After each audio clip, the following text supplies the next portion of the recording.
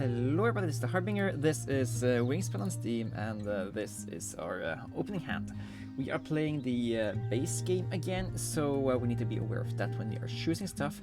And one of the things we can do here is we can go for the yellow-headed blackbird, as it's a way to gain eggs outside the grasslands, which gives us the option of going for a tempo play there. Now we would need a second bird in the wetlands as well to gain resource advantage by doing stuff like this, because we're basically trading a card for an egg, but you also get a point for that. So that's some of the things you can use this guys too. There's also a yellow-bellied sapsucker, which can give us additional food, which we can use to also play the yellow-headed blackbird. So it's a way to gain more food early. Northern mockingbird is a decent option for copying the yellow-headed blackbird, because this guy essentially gives you 2 points a turn, which means it's a viable target for the northern mockingbird. However, it also is heavily reliant on the 3 batches of egg space, so maybe we want to use this guy in the forest instead, making it copy this thing so we can get additional food and that sort of thing. I think these 3 are the viable birds here. Chimney Swift and Black-crowned Night Heron are not quite here for me this time. Chimney Swift is okay for a migratory bird, since it has a star nest and is relatively cheap. But yeah, we already have 3 birds we care about, and the Black-crowned Night Heron is a really good bird to play at the later stages of the game. But at this stage, we don't have the capacity to take to spend this much food to build a bird that needs to eat eggs to have any other benefit. So later in the game, I'd gladly play out this guy, but at this point in the game, it's a little bit too early. So I think the idea is to play the yellow-bellied sapsucker, then we get the food to play the yellow-headed blackbird, and then we get some eggs and stuff on you. Do something with another mockingbird, and after that we are needing to get new ideas here. Food web expert makes Chimney Swift a little bit more interesting, also since it's a way for us to get into the first rounding goal here. But bird counter also works with yellow-headed blackbird, so it makes this guy into a 6-pointer. So I think this will be a decent way instead. Now, there's also something to be said for us not being able to play the yellow-headed blackbird off the food that's available in the bird tray. Hopefully, it won't impact us too much. We can take a cherry for the mockingbird as an intermission food intake here. So we don't necessarily have to play this guy first. There's also the ring-billed gull we kind of would care about. I really forgot to actually go here and look at what was available. So yellow-headed blackbird and the ring-billed gull is a decent combo for that. Maybe we can actually go for a wetlands engine in this game here. We already have 3 pieces to make it somewhat work. Now, there's also something to be said for, yes, we can get guaranteed 3 points a turn by activating both these 2 5 points if we also have this guy activate this guy twice. But that's basically just getting up to here and having one of these birds also give us additional points. So I'm not too crazy about building wetlands engines in the base game. Now, let's try to find grain here. If we don't, we can play ring build into the northern mockingbird. We can use the secondary egg on this guy for the round and gold anyway, so it's okay. And we did get some grains. That's cool, awesome, and dandy here. So let's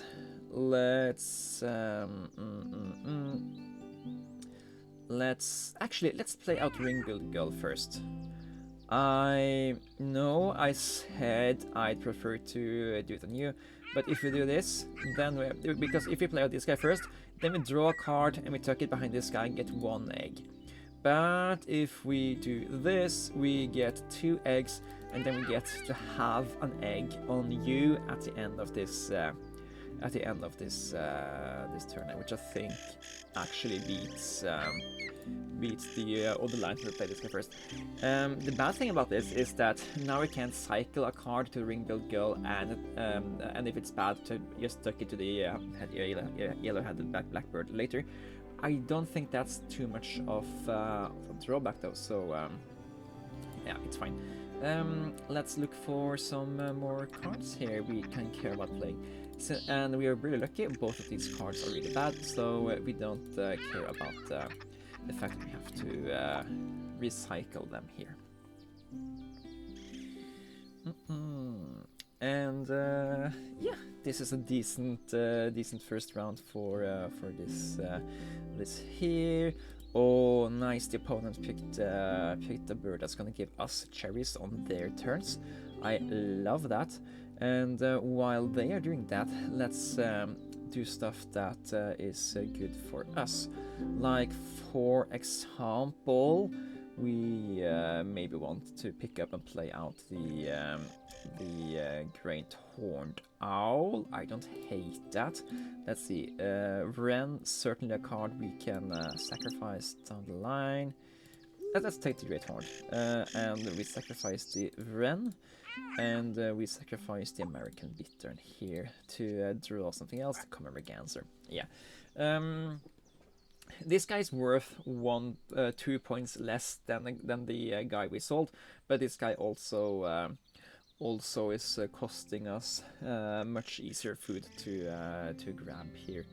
I am going to go here once more, in the hopes that we can have excess cards we can cycle later. Hooded Warbler is great, and Baltimore Oriole is also great.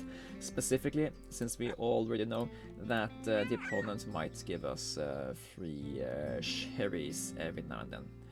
Okay, let's also sack the Warbler here, I think, and draw a new card.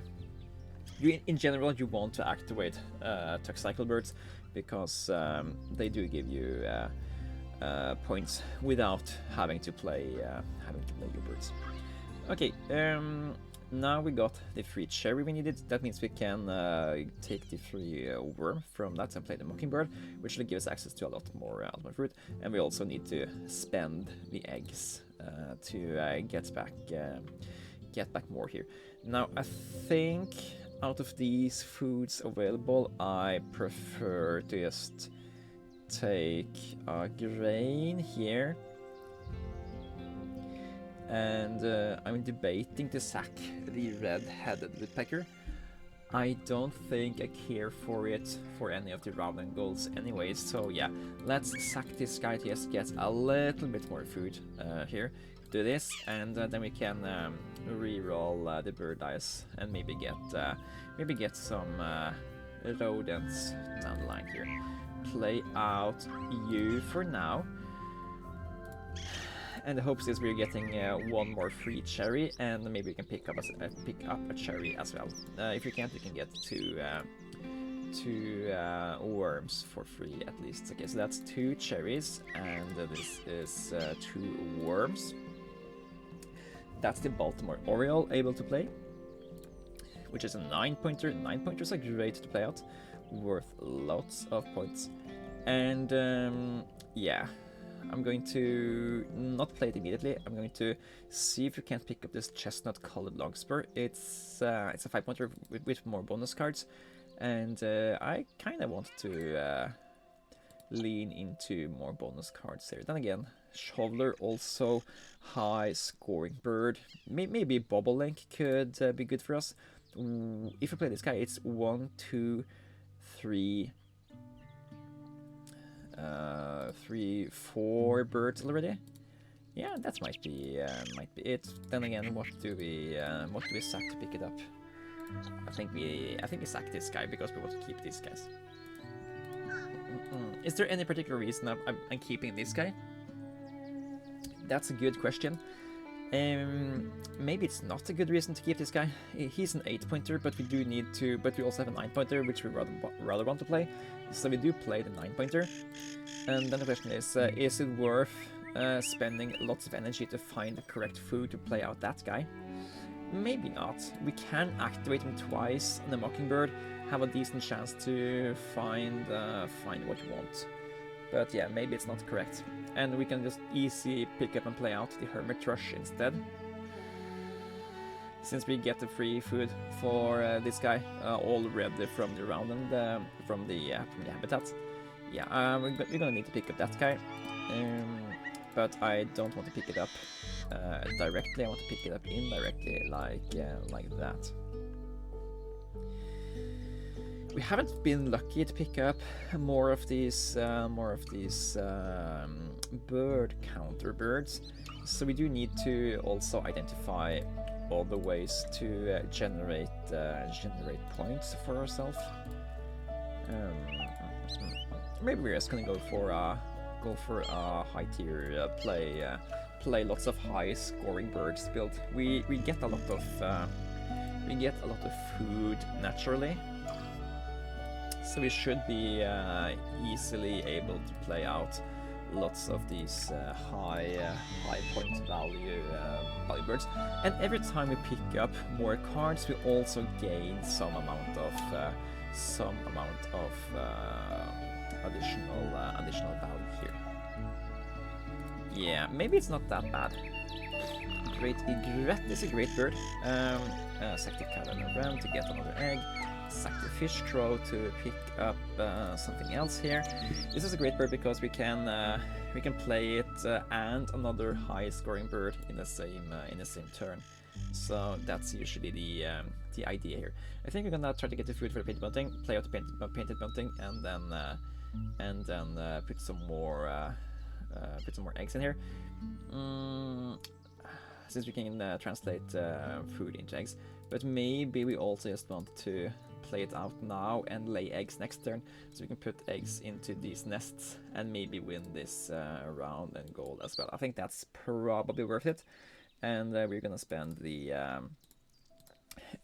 cherries as additional foods because opponent gives us cherries and we can produce our own cherries here. Yes, platform builder looks like the best bet here. We already have two more platform builder birds in the hand, which we already plan to play because of their high value or point value. So I don't think that's horrible. Sack the food we get for free and play eggs in 3 nests gives us 4 birds for the running goal, which should be good here, giving us that win. And yeah, now it's just a matter of finding the final birds we need to combo with the Great Egret. I don't think we are gonna do that many activations in the Grasslands this game. I think we have laid almost all the eggs we want to lay. Only difference is we do need something to combo with the Great Egret here. I guess the Scissor-tailed is also an 8-pointer, so worst being worst, we can take that. Do we care about the Brant? Isn't the best bird in the game. Yeah, it's like we could combo with the Great Egret, but do we really want to? I don't think we do. I think we want to look for something just a little bit better, and if we can't get that, we don't want to play it out at all. Okay, so now I guess we don't activate that guy. No, we don't. We're not gonna activate you, but I guess we take whatever food we actually need here to play out this stuff. Oh, sorry, I did give the opponent free food. I shouldn't have done that, but yeah, sometimes you activate the wrong stuff. We can play the Great Horned Owl of this, I think. To that, We do. No, don't spend the fish if we can help it. Zoop.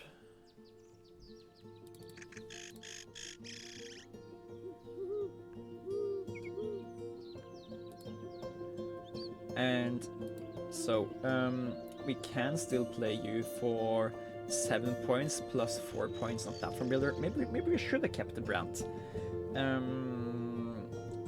Or we could go down here, activate this twice to get food. That's 2 points. This is guaranteed 3 points. This is guaranteed 3 points. So I think we go down here. Maybe we're lucky and hit a snipe. That way we can play the great regret into that snipe. And also get the 3 points here. If we don't, I still think going here, getting guaranteed 3 points is better than going here and getting 2, and going here and getting 2, or getting 3. So, how are we doing here? Opponent is having 7. How much space? They can't get more than 7. Maybe the boring but correct thing is to lay eggs twice, because then we win the round and goal.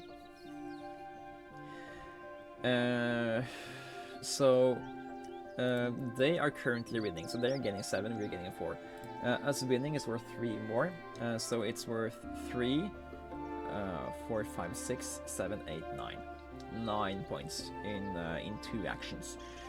Playing this guy is worth 7, but we pay an egg, so 6. We also gain 4 points from platform builder, so that's 10. And we can still lay eggs afterwards. So that's 13 points, but we have to go back here. Us winning the running goal isn't just us earning 3 points, it's also them losing 3 points. It's a 6-point swing. So it's 6, 7, 8, 9, 10, 11, 12. Well, this was 6, 10, 11, 12, 13. So this is the correct play, and even when we're doing this now, the opponent also might mess up, and we can lay 3 eggs here. We could also have done the digged and maybe gotten the bird we could play for a single